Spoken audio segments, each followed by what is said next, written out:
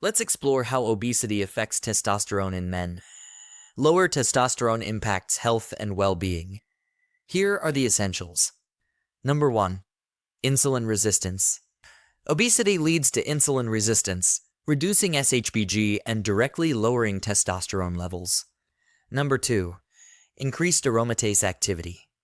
More fat means more aromatase, converting testosterone to estradiol, which lowers testosterone further. Number 3. Hormonal disruption.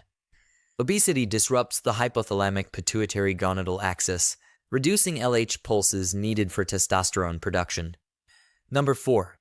Metabolic changes. Larger fat cells cause glucose intolerance and inflammation, both of which lower testosterone. Research shows a direct link between fat cell size and lower testosterone levels. Thanks for watching. Subscribe for more insightful content.